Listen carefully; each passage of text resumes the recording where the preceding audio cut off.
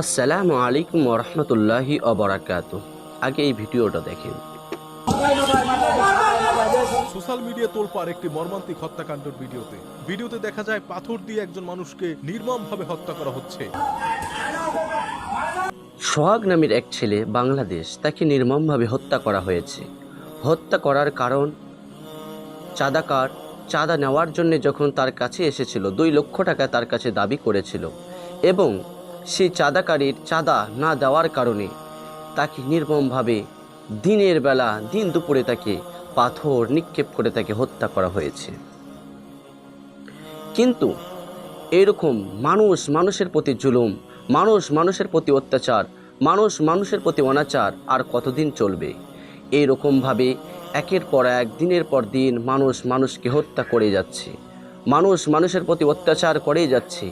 কিন্তু এর বিরোধিতা যদি আজকে না করা হয়, একদিন দেখা যাবে আপনার বাড়ির মধ্যেও কেউ জুলুমের শিকার হয়েছে, আপনার ফ্যামিলি থেকে কাউকে হত্যা করা হয়েছে, আপনার পরিবার থেকেও কাউকে হত্যা করা হয়েছে।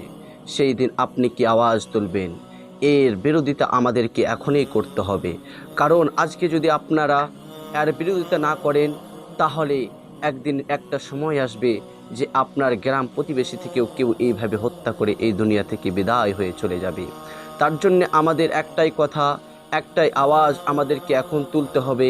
সেই আওয়াজটা হলো, যে মানুষগুলো এইভাবে নির্মমভাবে হত্যা করেছেন দিন দুপুরে একটা মানুষকে চাঁদার কারণে, তাদেরকে এমন কঠোর শাস্তি দেওয়া হোক যেন এর পরবর্তী কাউকে কোনো মানুষ হত্যা করতে গেলে দিলের মধ্যে, অন্তরের মধ্যে একটু হলেও যেন কেঁপে ওঠে।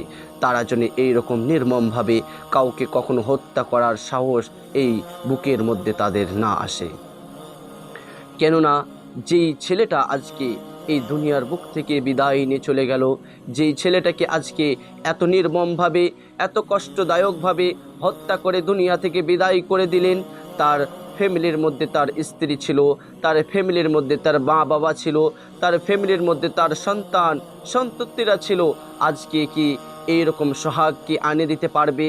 সেই সন্তানদেরকে তার বাবার জায়গা কেউ কি বানিয়ে দিতে পারবে? তার স্ত্রীকে কি এইরকম সোহাগ আনিয়ে দিতে পারবে যে তার স্বামীর জায়গাটা নিতে পারবে? তার মা বাবাকে কি এইরকম একটা সন্তান এনে দিতে পারবে যে তার সন্তানের জায়গাটাকে নিবে? এইরকম কি আমরা এনে দিতে পারবো? কখনো পারবো না।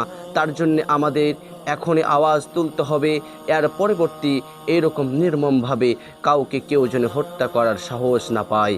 কারণ আল্লাহ রসুল সাল্লাল্লাহু তাআলা আলাইহি সাল্লাম বলেছেন যে, হে আমার উম্মতেরা, তোমরা যদি কোনো জায়গায় অন্যায় কোনো কাজ দেখো, তাহলে তোমরা সেই কাজকে হাত দ্বারায় প্রতিরোধ করার চেষ্টা করো।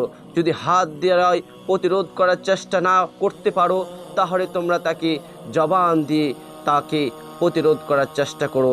যদি জবান দিয়েও না পারো, তাহলে অন্তর থেকে সেই জিনিসটাকে ঘৃণা করো। আমরা যেই জিনিসটাকে ঘৃণা করতে পারবো, সেই জিনিসটা আল্লাহ রসুল বলেছেন যে আল্লাহ রসুল যেগুলোকে নিষেধ করেছেন সেই জিনিসগুলোকে ঘৃণা করতে হবে।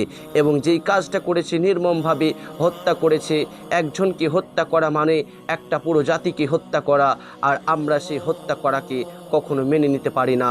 তার জন্য আমাদের আওয়াজ হলো একটাই, যেই মানুষগুলো এমনভাবে নির্মমভাবে সেই সোহাগ ভাইকে হত্যা করেছেন, তাদেরকে যেন আপনারা কঠোর থেকে কঠোর শাস্তির জন্য যোগ্য, তাদেরকে যেন কঠোর থেকে কঠোরময় শাস্তি দেওয়া হয়।